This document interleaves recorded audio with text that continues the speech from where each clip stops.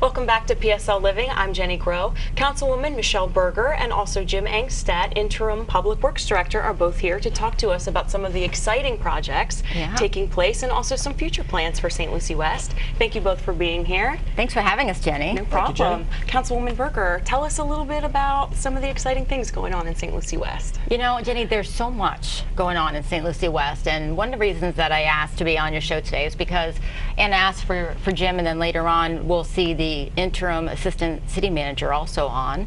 The biggest reason is really I just have not done a great job of communicating to the residents of District 2 what's going on out there. And I take that. You know, I understand that sometimes there's so much big stuff going on that some of the little stuff just kind of feels like it's not as important to people, but I forget that it is important to everybody. Okay. So Jim's been gracious enough to kind of put everything together for us today. Great. And it's going to be a lot of information. And the reason why is because there's a lot going on out there. Okay. And so in an effort to make sure that we continue to go down the path of keeping the communication lines open, Jim and I have talked about, you know, what it could look like if we do this pretty regularly. So probably once a quarter coming on to your show. Great. And just really giving some updates on what's going on out in the District 2 area, specifically around St. Lucie West, maybe in the Tradition area. But, you know, District 2 for me now has changed from what it used to be. So it's predominantly that area. And then the northern part of the 34953 zip code, which tends to be over there just north of Del Rio, north of Gatlin area. Right. And then just to the west on everything, just as an FYI. Okay, wonderful, thanks. Jim, I know we've had a lot of things passed. Presently, there are improvements and projects going on and also future plans. Let's start with the past. Well, I think it's important to, when we talk and focus on St. Lucie West, it's important to note that the city's only basically owned those roads since 2006. Okay. Prior to that, they were owned by a developer. The developer went through the city process, turned those roads over to the city. So the city has been owning and maintaining those roads since that time. Most recently, in talking about roads, we finished the St. Lucie West paving, where we repaved a mill and resurfaced St. Lucie West Boulevard from Peacock Boulevard to the St. Lucie West Bridge over the Turnpike. Okay. Prior to that, we undertook irrigation improvements on the boulevard. The existing system was installed by the developer many years ago, and we upgraded that with new pipe, basically without disturbing traffic.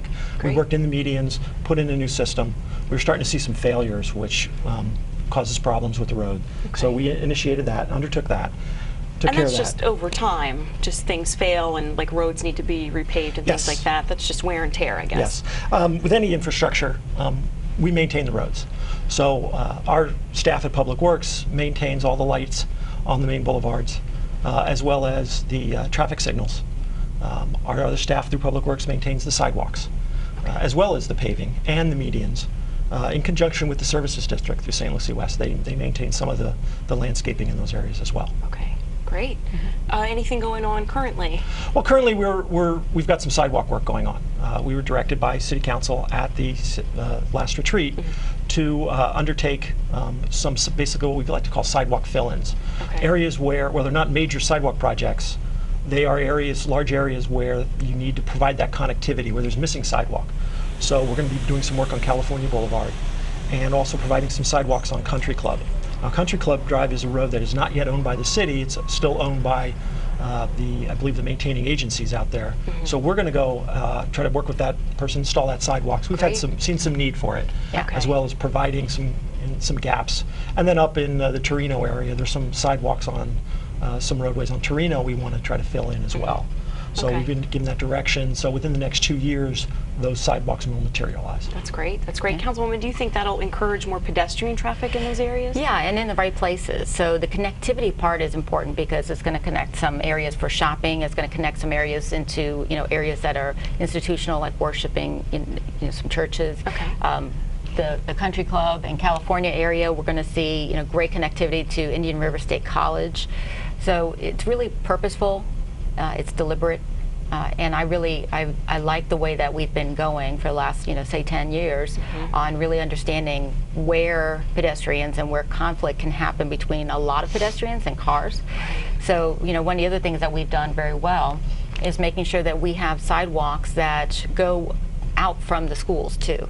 So Right. many people don't realize, if you don't have kids, you don't realize that the schools don't provide buses if you live within the 2-mile radius of the school. Right. So then the kids have to get to lot of school, walking. yeah, either walking or riding their bikes, Right. or, their parents take them. But for those kids, we want to try and give as safe a path to school as possible. Absolutely. And so that's really been, what we've been trying to accomplish here, is really creating those radius, protective kind of areas around each school.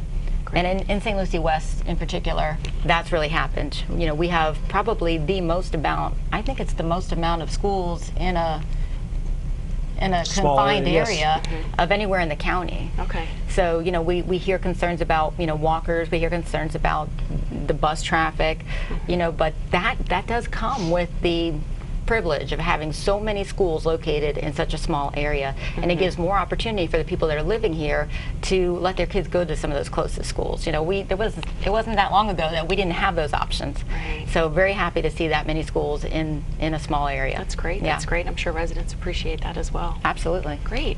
All right. Anything coming up in the future? Any plans out there? We're looking at another sidewalk job project is the Cashmere sidewalk, which will extend the existing sidewalk past Centennial High School, and then south past the park, and then cross town, and then head south on Cashmere, which is again providing more safe routes for our children. And then we're also looking, we have a conceptual ideas for some traffic improvements, resolve some congestion issues at University in California. We discussed a roundabout or a traffic signal.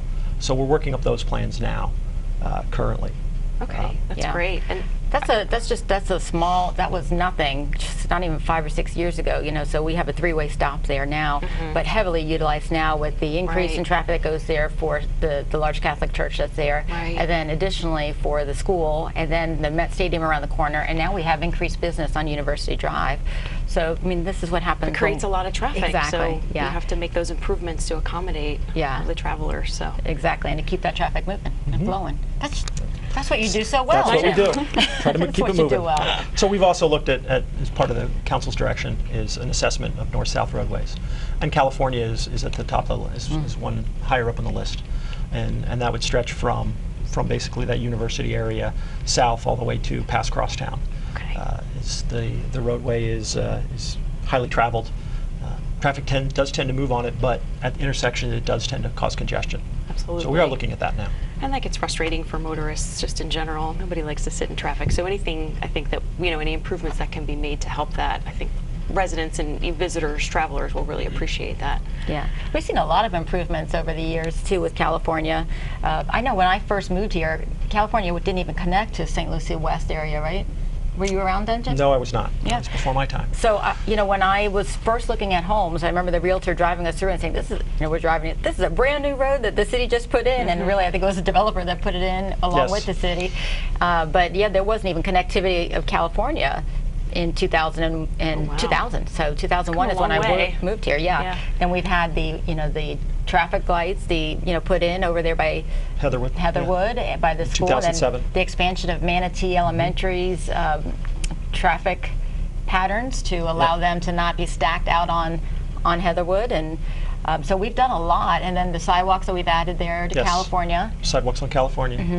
And we've had a lot of sidewalks. How many sidewalks? I know you wrote that down with the in District 4, or excuse me, District 2, I believe.